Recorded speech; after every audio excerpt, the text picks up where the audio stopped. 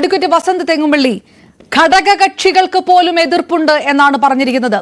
CPI ഞങ്ങൾ പറഞ്ഞ് മനസ്സിലാക്കിക്കൊള്ളാം എന്ന് മന്ത്രി വ്യക്തമാക്കിയതിനു ശേഷം ഏതെങ്കിലും തരത്തിലുള്ള പ്രസ്താവനയോ പരസ്യ പ്രസ്താവന അതിനു മുൻപോ CPIയുടെ ഭാഗത്ത് നിന്ന് വന്നിട്ടില്ല. CPI മന്ത്രിമാർ ഏത് നിലപാടാണ് സ്വീകരിക്കുന്നത് എന്ന സംബന്ധിച്ചുള്ള ചോദ്യം അവിടെ ബാക്കി നിൽക്കുന്നു. JDS ആണ് ഈ ഒറ്റ മണിക്കൂറിൽ വരുന്നത്. JDS-ൽ മന്ത്രി കെ കൃഷ്ണൻകുട്ടി പറഞ്ഞതുപോലെ എല്ലാം എതിർത്താൽ എങ്ങനെ ഇവിടെ വ്യവസായം വരുമെന്നതിനൊപ്പമാണ് പാർട്ടി നിൽക്കുന്നത് എന്നുള്ള വിവരമാണ് ഈ പുറത്തേക്ക് വരുന്നത്. അതൃപ്തി അവസാനിച്ചിരിക്കുന്നു. ഘടകകക്ഷികൾക്ക് പോലും പരസ്യമായി എതിർക്കാൻ ഒന്നുമില്ല എന്ന് വ്യക്തമാകുന്നിടത്ത് പൊളിയുകയാണോ കോൺഗ്രസ്, പൊളിയുകയാണോ പ്രതിപക്ഷം? ഒരു പൊളിക്കലുമില്ല. അത് MP രാജേഷിന്റെ മനക്കോട്ട മാത്രമാണ്. കഴിഞ്ഞ ദിവസം CPIയുടെ മുഖപത്രത്തിൽ സത്യൻ മൊകേരി, ആരാണ് സത്യൻ മൊകേരി എന്ന് നിങ്ങൾക്കറിയാമല്ലോ, ഈ MP രാജേഷും സഹാവ് പിണറായി വിജയനുമൊക്കെ വയനാട്ടിൽ കൊണ്ടുപോയി മത്സരിപ്പിക്കുമ്പോൾ ഇതുപോലൊരു കറകളഞ്ഞ കമ്മ്യൂണിസ്റ്റിനെ കിട്ടാനില്ല എന്ന് പറഞ്ഞ് ഈ ബാലൻ സഹാവിന്റെ ഭാഷയിൽ പറഞ്ഞാൽ ക്രിസ്റ്റൽ ക്ലിയർ സഹാവ്, കോമ്രേഡ് ആയിട്ടുള്ള ആളാണ് സത്യൻ മൊകേരി. എനിക്ക് അതിൻ്റെ അകത്ത് എതിരഭിപ്രായമൊന്നുമില്ല, അദ്ദേഹം നല്ല മനുഷ്യനാണ്.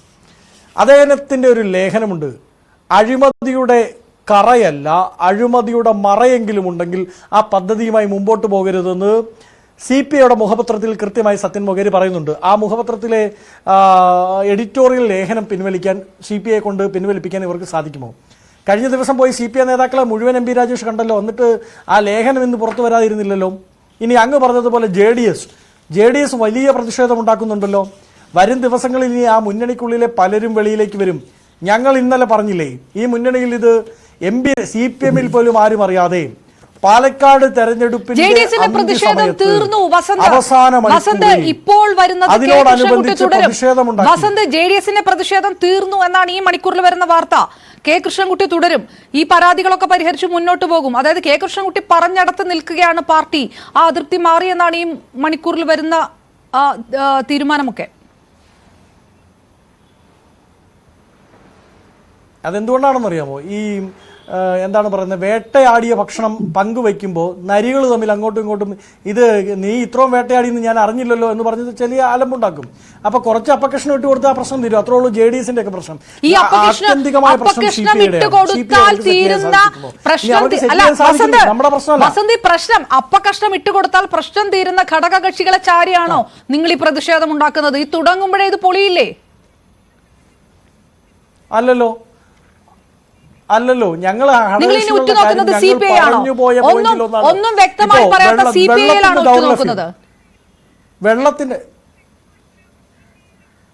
ആരെയും ഉറ്റുനോക്കുന്നില്ല. ഞങ്ങൾ ഉറ്റുനോക്കുന്നത് 6 വർഷം മുമ്പ് ഇതുപോലൊരു പ്രശ്നം ഉയർന്നു വന്നപ്പോൾ അന്ന് വിമർശനവുമായി വന്ന് ഈ സർക്കാരിന്റെ തന്നെ തീരുമാനത്തെ 6 വർഷം മുമ്പ് U-turn അടിപ്പിച്ച അന്നത്തെ പ്രതിപക്ഷ നേതാവ് ശ്രീ രമേശ് ചെന്നിത്തലയും ഇന്ന് ഈ വിഷയം ഉയർന്നു വന്ന ദിവസം തൊട്ട് ഇതാ ഇന്ന് വരെ അതിനെ ഫോളോ അപ്പ് ചെയ്ത് അടിക്കടി സർക്കാരിന്റെ ഓരോ അവിശുദ്ധ ബന്ധങ്ങളും ഈ വിഷയവുമായി ബന്ധപ്പെട്ട് പുറത്തുവിട്ടുകൊണ്ടിരിക്കുന്ന കോൺഗ്രസിന്റെ ഇന്നത്തെ പ്രതിപക്ഷ നേതാവ് ശ്രീ VD സതീശനെയും ഞങ്ങൾക്ക് താഴേക്കുള്ള യൂത്ത് കോൺഗ്രസ് മഹിളാ കോൺഗ്രസ് KSU-കാരെയുമാണ്. അല്ല, ഞങ്ങൾ CPI കണ്ടിട്ടോ JDS-നെ കണ്ടിട്ടോ സമരത്തിന് ഇറങ്ങി പുറപ്പെടുന്നവരല്ല. നോക്കൂ, ഈ വിഷയവുമായി ബന്ധപ്പെട്ട് പാലക്കാട് തെരഞ്ഞെടുപ്പിന്റെ അന്ത്യസമയത്ത് ഇവർ സെറ്റിൽ ചെയ്തു. ഞങ്ങൾ പറഞ്ഞത് CPM നേതാക്കൾ പോലും അറിഞ്ഞിട്ടില്ല. CPM-ന്റെ സംസ്ഥാന സെക്രട്ടറി പോലും അറിഞ്ഞിട്ടുണ്ടോ എന്നത് പരിശോധിക്കണം. MP രാജേഷും മുഖ്യമന്ത്രിയും മാത്രം അറിഞ്ഞുകൊണ്ട് നടത്തിയ ഒരു ഡീലാണ്. ആ ഡീൽ എവിടെ വെച്ച് നടന്നു, ആ ഡീലിൽ എത്ര രൂപ കിട്ടി എന്നുകൂടി പറഞ്ഞാൽ മതി. ഇവർ പറയുന്നത് എന്താ, മദ്യനയം മാറിയത് നിങ്ങൾ അറിഞ്ഞില്ലേ? മദ്യനയം മാറിയത് അപർണ അറിഞ്ഞിരുന്നോ? നമ്മൾ ആരെങ്കിലും അറിഞ്ഞോ? ഇനി ആ നയം മാറിയത് ഇവർ നോട്ടീസ് അടിച്ചിറക്കിയെന്നിരിക്കട്ടെ, ദേശാഭിമാനിയിലും കൈരളിയിലും പരസ്യം കൊടുത്തു എന്നിരിക്കട്ടെ. അങ്ങനെയാണെങ്കിൽ പോലും മദ്യനയം മാറി എന്ന് ഇവർ പറയുന്ന സമയത്തിന് മുമ്പ് എങ്ങനെയാണ് ഈ ഒയാസിസ് പാലക്കാട് സ്ഥലം മേടിക്കുന്നത്, 25 ഏക്കർ സ്ഥലം സ്കൂൾ പണിയാനാണ് എന്ന് പറഞ്ഞ് രണ്ടാമത് ഇപ്പോൾ അങ്ങയുടെ തന്നെ ഇൻട്രോയിൽ അങ്ങ് പറഞ്ഞില്ലേ, പ്രതിപക്ഷ ആരോപണം അന്യ സംസ്ഥാന എന്താണ് പറയുന്നത് മദ്യലോബികളെ സഹായിക്കാനാണത്രേ. ഈ ഒയാസിസ് പിന്നെ നമ്മുടെ കേരളത്തിന്റെ മണ്ണിൽ ജനിച്ചു വളർന്നവരാണല്ലോ. വാട്ട് എവർ ഇറ്റ് ഈസ്, ഇവർക്കെതിരെ 2 സംസ്ഥാനങ്ങളിൽ പ്രധാനപ്പെട്ട കേസുണ്ട്. ഒന്ന് ഡൽഹി മദ്യനയ അഴിമതിയുമായി ബന്ധപ്പെട്ട് ഈ ഒയാസിസിന്റെ ഡയറക്ടറാണ് ഈ കോഴപ്പണം കൈമാറിയെന്ന ആരോപണത്തിൽ അന്വേഷണത്തിന്റെ നിഴലിൽ നിൽക്കുന്നത്. ഇതേ ഒയാസിസ് ആണ് ഹരിയാനയിൽ 4 കിലോമീറ്റർ ഇവരുടെ ഫാക്ടറിയിൽ നിന്ന് 4 കിലോമീറ്റർ ബോർവെല്ലിലൂടെ ഈ പറയുന്ന വേസ്റ്റ് മാലിന്യം തള്ളി അതേ 4 കിലോമീറ്ററുള്ള ഭൂഗർഭ ജലം മലിനമാക്കി എന്ന പേരിൽ അന്വേഷണം നേരിടുന്നത്. അവർക്ക് നോട്ടീസ് കൊടുത്തു കഴിഞ്ഞു അവിടുത്തെ ഗവൺമെന്റ്. ഇങ്ങനെ കുപ്രസിദ്ധിയുള്ള ഇപ്പം എം പി രാജേഷ് കഴിഞ്ഞ ദിവസം മന്ത്രിസഭാ യോഗത്തിലും അതിനുശേഷം മാധ്യമങ്ങളുടെ മുമ്പിലും വന്ന് ന്യായീകരിക്കുന്നത് പോലെ ഇത് ഒരു സുന്ദര കുട്ടപ്പനായ കമ്പനിയാണ് കേട്ടോ എന്ന് പറഞ്ഞാൽ അത് അപ്പാടെ വെള്ളം കുടിച്ചിറക്കുന്ന പോലെ ഇറങ്ങണമെങ്കിൽ നമ്മൾ ഒന്നെങ്കിൽ AKG സെന്ററിലെ പഠന ക്ലാസ്സിൽ പങ്കെടുക്കണം, അല്ലെങ്കിൽ നമ്മളൊന്നും അരിയാഹാരം കഴിക്കുന്നവരാവരുത്. ഇന്ത്യയിലെ തന്നെ പ്രധാനപ്പെട്ട 2 സംസ്ഥാനങ്ങളിൽ അന്വേഷണം നേരിടുന്നത് വെറും അന്വേഷണമല്ല. ഒന്ന്, അവിടുത്തെ പരിസ്ഥിതിയെ മലിനീകരിച്ചു എന്നുള്ള പ്രധാനപ്പെട്ട അന്വേഷണം. 2, അവിടുത്തെ സർക്കാരിനെ സ്വാധീനിക്കാൻ അഴിമതി പണവുമായി പോയി അവിശുദ്ധ ബന്ധത്തിലൂടെ അവിടെ പലതും നേടിയെടുത്തു എന്നുള്ള രണ്ടാമത്തെ പ്രധാനപ്പെട്ട ആരോപണം. ഈ ആരോപണം നേരിടുന്ന കമ്പനിയും ഇവരുടെ മദ്യനയം മാറുന്നു എന്നത് കബഡി നിരത്തി കണ്ടുപിടിച്ചോ? കബഡി നിരത്തി ഇവര് ഒയാസിസ് കണ്ടുപിടിച്ചോ? അതോ കാണിപ്പയ്യൂരിനെ പോയി കണ്ടിട്ട് ചോദിച്ചോ ഇതാ ഈ LDFന്റെ മദ്യനയം മാറാൻ സാധ്യതയുണ്ടോ?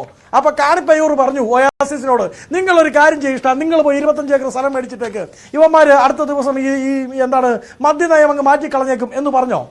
അപ്പോ ഈ പറയുന്നത് തമ്മിൽ യാതൊരു പൊരുത്തവും എം പി രാജേഷിന്റെ വാക്കുകളിലില്ല. അഴിമതിയുടെ വെപ്രാളത്തിലാണ് രാജേഷ്. നോക്കൂ, ഈ ആരോപണം വന്ന് ഞങ്ങൾ പാർട്ടിയുടെ ഏറ്റവും അവസാനത്തെ പ്രവർത്തകനായ ഇതിലൊരു വിഷയം വസന്ത് തുടക്കത്തിൽ പറഞ്ഞത് ടെൻഡറിലാണ് പ്രശ്നമെന്ന്. തുടക്കത്തിൽ പറഞ്ഞത് ടെൻഡറിലാണ് പ്രശ്നമെന്ന്. അതിനുശേഷം പിന്നീട് ഈ പറഞ്ഞ പോലെ ജലചൂഷണം എന്ന് പറയുന്നു, പിന്നീട് ഘടകകക്ഷികൾ എന്ന് പറയുന്നു. ഇപ്പോൾ ഇത് എത്തി നിൽക്കുന്നത് എവിടെയാണ്? ശരിക്കും പ്രതിപക്ഷം ഇപ്പോൾ ഫോക്കസ് ചെയ്യുന്ന കാര്യം എന്താണ്? ഈ കമ്പനി ദുരൂഹമാണ് എന്നുള്ളതാണോ? അല്ല, ഞങ്ങൾ തുടക്കം ഇത് പറയുമ്പോൾ ഒരു മഞ്ഞുമലയുടെ അറ്റത്ത് മാത്രമാണ് ഞങ്ങൾ പിടിച്ചത്. പിന്നീട് മുമ്പോട്ട് പോകുമ്പോഴാണ് ഇത് വലിയൊരു കൂറ്റൻ അഗ്നിപർവ്വതമാണ്, അഴിമതിയുടെ അഗ്നിപർവ്വതമാണ് എന്ന് ഞങ്ങൾ തിരിച്ചറിയുന്നത്. ഓരോ ദിവസവും മുമ്പോട്ട് പോകുമ്പോൾ അറിയുന്ന കാര്യങ്ങൾ പൊതുസമൂഹത്തോട് പറയേണ്ടതായിട്ടില്ലേ? നോക്കൂ, ഞങ്ങളടക്കം ഞാൻ പറഞ്ഞു തുടങ്ങിയതാണ്. ഈ പാർട്ടിയുടെ ഏറ്റവും അവസാനത്തെ പ്രവർത്തകനായ വസന്ത് തെങ്ങുപള്ളി തൊട്ട് PCCയുടെ അധ്യക്ഷനായ K സുധാകരൻ വരെയുള്ളവർ ഒയാസിസിനെതിരെ കൂടിയല്ലേ ആരോപണം ഉന്നയിക്കുന്നത്. ഒയാസിസിന് മാനനഷ്ടമില്ലേ? ഒയാസിസ് എന്താ കേസ് കൊടുക്കാത്തത്? ഒയാസിസ് ഒരു വിശദീകരണം പോലും പറയുന്നില്ല അവർക്കെതിരെ വരുന്ന ആരോപണത്തിൽ. ഒയാസിസിന് യാതൊരു വിഷമവും ഇല്ല. പക്ഷെ ഒയാസിസിന് വേണ്ടി ചാടി ഇറങ്ങുന്നത് എം പി രാജേഷ് ആണ്. ഒയാസിസിന് വേണ്ടി പത്രസമ്മേളനം നടത്തുന്നത് എം പി രാജേഷ് ആണ്. അങ്ങേക്ക് അറിയാമോ, ഈ ആരോപണം വന്ന് 12ാമത്തെ മണിക്കൂറിൽ ചീഫ് സെക്രട്ടറി വിശദീകരണ കുറിപ്പ് കൊടുത്തു. ഏത് ചീഫ് സെക്രട്ടറി ആണെന്ന് അറിയാമോ? വയനാട് ദുരിതാശ്വാസവുമായി ബന്ധപ്പെട്ട് യാതൊരുവിധ നടപടിയും സ്വീകരിക്കാൻ തയ്യാറാവാത്ത, അടിയന്തരമായി മന്ത്രിസഭാ യോഗം വിളിച്ചു ചേർക്കാൻ നോട്ടീസ് കൊടുക്കാൻ തയ്യാറാവാത്ത, ആ വിഷയത്തിൽ യാതൊരുവിധ ധൃതിയും കാണിക്കാത്ത ചീഫ് സെക്രട്ടറി പണ്ടൊന്നും കണ്ടിട്ടില്ലാത്തതുപോലെ ഉറഞ്ഞു തുള്ളി 12ാമത്തെ മണിക്കൂറിൽ വിശദീകരണം കൊടുക്കുക. ആർക്ക് വേണ്ടി? ഒയാസിസിന് വേണ്ടി. ഈ ചീഫ് സെക്രട്ടറിയാണോ ഒയാസിസിന്റെ PR മാനേജർ? ഈ എം പി രാജേഷ് ആണോ ഒയാസിസിന്റെ PR പണി ഏറ്റെടുത്തിരിക്കുന്നത്? ഞങ്ങൾ കൃത്യമായി ആരോപിക്കുന്നു, വളരെ കൃത്യമായി. മാനനഷ്ടത്തിന് കേസ് കൊടുത്തോളൂ ഞങ്ങൾക്കെതിരെ. പാലക്കാട് തെരഞ്ഞെടുപ്പിന്റെ അവസാനത്തെ നിമിഷം ഇവർ പണവും അടക്കമുള്ള കാര്യങ്ങളുമായി ബന്ധപ്പെട്ട് ഒയാസിസിനെ സെറ്റിൽ ചെയ്തു. അങ്ങനെ സെറ്റിൽ ചെയ്ത് എത്ര രൂപ എം പി രാജേഷിന് കിട്ടിയെന്നും എന്ത് ഡീലിന്റെ പുറത്താണ് എം പി രാജേഷും മുഖ്യമന്ത്രിയും മാത്രം അറിഞ്ഞ്, 2 ദ്വന്ദ്ങ്ങൾ മാത്രം അറിഞ്ഞ് ഒരു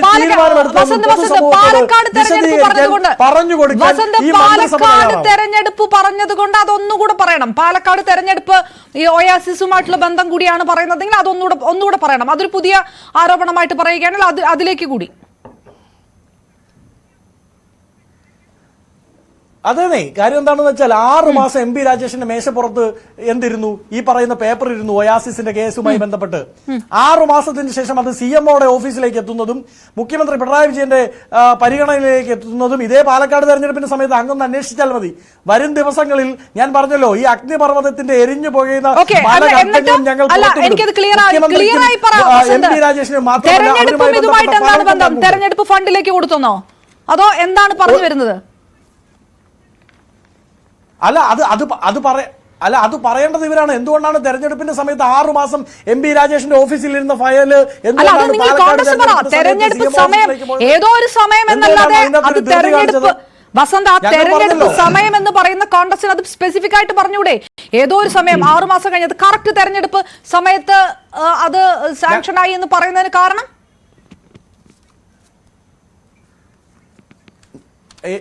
അപർണ, ഞാൻ വളരെ ക്ലിയർ ആണ്. അതിന്റെ അകത്ത് ഒരു ക്ലാരിറ്റിയുടെ പ്രശ്നമില്ല. ഒന്ന്, അഴിമതി പണം മേടിച്ച് തന്നെയാണ് ഇത് സെറ്റിൽ ചെയ്തിരിക്കുന്നത്, ഈ അനുവാദം കൊടുത്തിരിക്കുന്നത്. അടിമുടി ദുരൂഹതയുണ്ട്. പാലക്കാട് തെരഞ്ഞെടുപ്പിൽ ആ പണം ദുരുപയോഗം ചെയ്തു എന്ന് ഞങ്ങൾക്ക് ആരോപണമുണ്ട്. ഇല്ലെങ്കിൽ തെളിയിക്കട്ടെ, ഇല്ലെങ്കിൽ അന്വേഷണം പ്രഖ്യാപിക്കട്ടെ. പാലക്കാട് തെരഞ്ഞെടുപ്പിൽ ഇവർ കോടികൾ ഒഴുക്കിയത് ഇതേ ഒയാസിസിന്റെ പണം കൊണ്ടാണ്. വസന്ത്, ഞാൻ വരാം. പണമാണ് പാലക്കാട് ഇവർ ഒഴുക്കിയത്. ഒരു കാര്യം കൂടെ 10 സെക്കൻഡ് പറഞ്ഞ 10 സെക്കൻഡ് ക്ലാരിറ്റിയുള്ള ആരോപണം തന്നേക്കാം. അതായത് പാലക്കാട് തെരഞ്ഞെടുപ്പിൽ പാലക്കാടിന്റെ മണ്ണിൽ മദ്യം ഒഴുക്കാമെന്ന് പറഞ്ഞ് ഇവർ ഒയാസിസിൽ നിന്ന് പണം മേടിച്ച് കോടികൾ ഒഴുക്കി. ഇനി അതിന്റെ ക്ലാരിറ്റിയുടെ കുറവില്ലല്ലോ. ശരി, ഞാൻ തിരികെ എത്താം. CPM